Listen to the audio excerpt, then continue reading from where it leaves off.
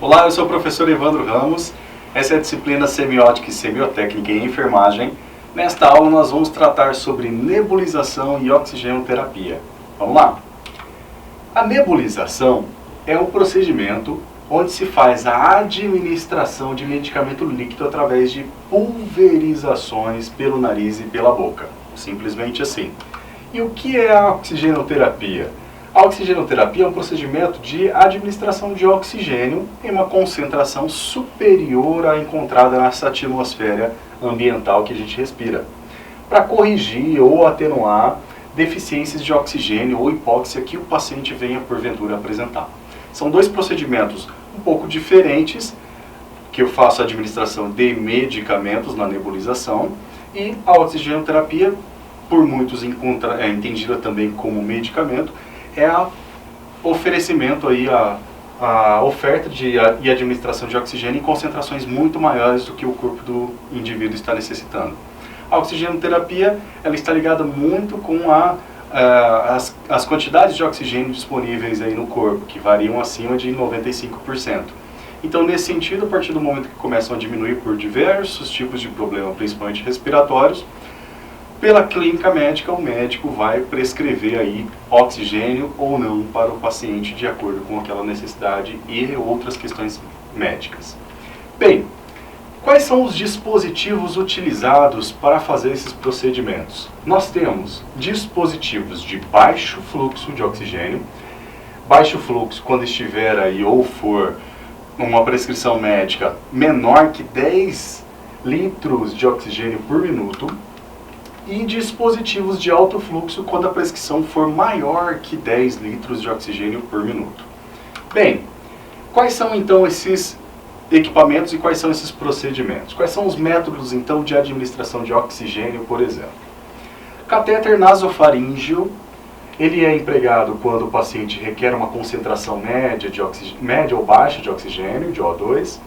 É uma sonda colocada através da narina até a nasofaringe. Ela penetra até a nasofaringe em torno aí de uns 10 centímetros, 15 centímetros a partir da cavidade da entrada do nariz. E é conectado a uma fonte de oxigênio em torno aí de uma pressão de 1 a 3 litros por minuto. Esse parâmetro vai estar lá no fluxômetro que está ali na parede do leito do paciente. Vamos ver uma foto de cada um deles para poder diferenciar. Quais são as vantagens de um catéter nasofaríngeo?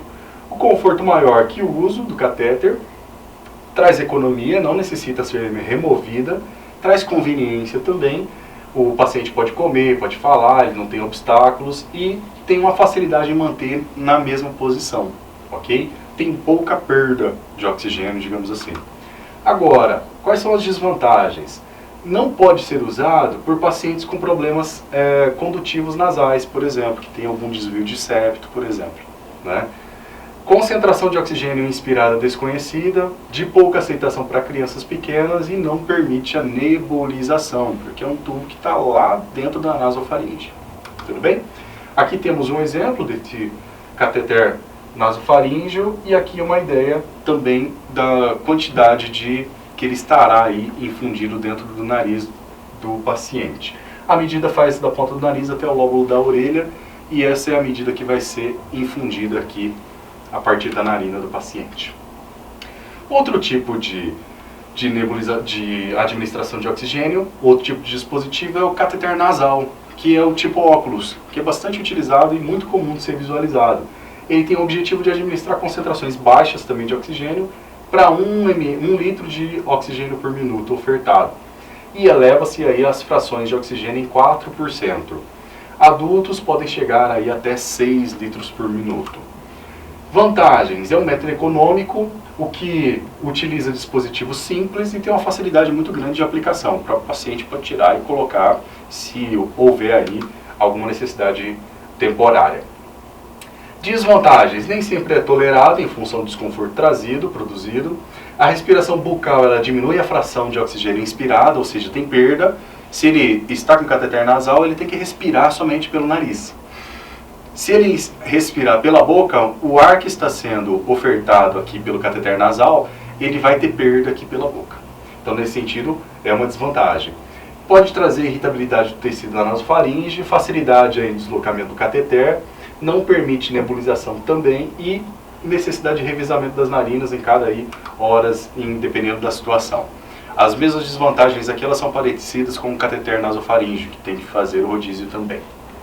Aqui um exemplo, e aqui um exemplo do próprio tubo, que tem, obviamente, duas ponteiras aqui para fazer a introdução nas narinas. Outro tipo de dispositivo é a máscara de Venturi. Essa sim, quando o paciente tem uma necessidade muito grande, muito alta de oxigênio a ser ofertado, sim, essa vai ser a melhor indicada, porque ela tem muito mais vantagens nesse processo. Ela constitui o método mais seguro e exato para liberar a concentração necessária de oxigênio para o paciente, sem considerar a profundidade e a frequência de respirações. Ok? Então aqui a gente tem um exemplo das máscaras, também dos dispositivos utilizados, e cada um desses dispositivos utilizados com essa extensão, essas colorações, elas indicam claramente o fluxo que é suportado e também que será oferecido para o paciente. Então, o azul ele terá aí 3 litros por minuto, oferecerá 24% de oxigênio, e o laranja, por outro lado, ele tem aí a capacidade de ofertar 15 litros por minuto e 50% de oferta de oxigênio aí para o paciente.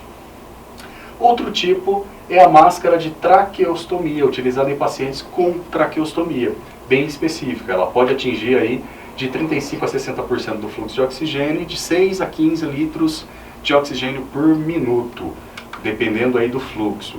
E temos aqui um exemplo de dispositivo que poderá ser acoplado diretamente na traqueostomia do paciente, sem a necessidade de retirada de nenhum tubo, diretamente na abertura da traqueostomia. Um outro tipo de dispositivo, esse utilizado principalmente em setores de pediatria e neonatologia, é o capacete de UD ou capuz de oxigênio. Bastante utilizado, é utilizado em recém-nascidos. Existem aí 3 tamanhos disponíveis. Quais são as vantagens? Oferece oxigênio umidificado para o recém-nascido e também aquecido. Desvantagem: traz um risco de toxicidade da retina por conta do contato direto com o oxigênio, por estar ali na máscara, no capacete. E é importantíssimo seguir os fluxos de oxigênio e de ar recomendados pelos fabricantes. Aqui temos um exemplo em diversos tamanhos, onde a cabeça do RN ela fica aqui acoplada ali por dentro, deitada num berço, e o capacete de UD ele está ali por cima da cabeça do recém-nascido.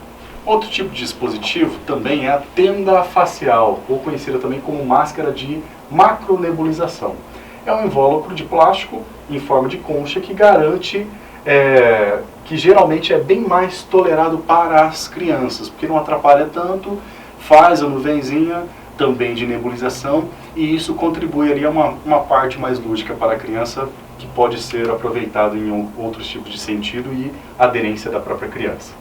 Vantagem: permite acesso à face para aspirações sem suspender a oferta de oxigênio, oferece aí fluxo de oxigênio de 10 a 15 litros por minuto e fornece uma pressão de oxigênio até 40%. E aqui um exemplo dessa máscara facial. Ela encaixa no queixo e ela tem uma abertura aqui no nariz, permitindo um espaço e também essa nebulização, e a própria expiração favorece essa troca gasosa.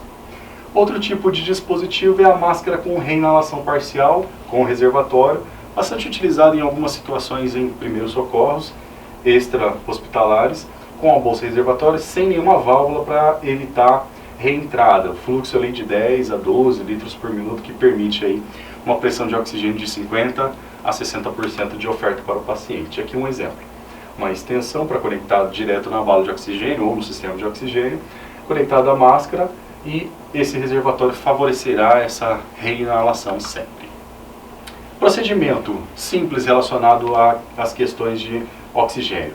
Instalar o fluxômetro na parede do oxigênio, o ar comprimido, testá-lo, abrir a embalagem do micronebulizador e reservá-lo, colocar soro fisiológico ou água destilada no reservatório, no copinho do reservatório, para umidificar essa oferta da nebulização, acrescentar um medicamento junto desse líquido, fechar e conectar o fluxômetro, conectar a máscara de micronebulizador, regular o fluxo de gás, produz névoa a partir ali de 5 litros por minuto, vai depender da pressão da rede da instituição, mas a partir dos 5 litros você já vai começar a ver a produção de névoa, que é a nuvenzinha. E aproximar a máscara do rosto do paciente e ajustá-la entre o nariz e a boca, solicitando que ele respire com os lábios entreabertos. Ele pode respirar pelo nariz, porque se a máscara está cobrindo o nariz e boca, não tem problema nenhum. Então ele pode respirar pelo nariz, pode respirar pela boca. Lembrando que a respiração pelo nariz é muito mais efetiva que a respiração pela boca. Passo 7. Manter um micronebulizador junto ao rosto do paciente por 5 minutos, ou até terminar aquela solução medicamentosa que esteja se administrando para o paciente. Quando possível, orientá-lo a fazer sozinho, se for necessário ou se for possível mesmo. Identificar com a etiqueta, data, horário da instalação, fechar o fluxômetro e retirar o micronebulizador. Secar com gás e recolocá-lo na embalagem e mantê-lo na cabeceira do paciente para uma próxima reutilização, sempre que for possível. Aqui um exemplo do sistema de gases de uma instituição. Temos então aqui o sistema de oxigênio. Essa peça externa conectada aqui no sistema é o fluxômetro, que eu tenho esse botão para a regulagem da pressão. E aqui temos outras redes de gases também. E abaixo vamos conectar claramente aí o dispositivo. Aqui temos um outro exemplo, também para crianças, e um outro exemplo de outro tipo de dispositivo, porém externo. Bem, nesta aula nós trabalhamos as questões de nebulização e oxigenoterapia. Espero ter contribuído com essa questão do seu aprendizado relacionado a esses dois temas. Muito obrigado pela sua atenção e aguardo você na próxima aula.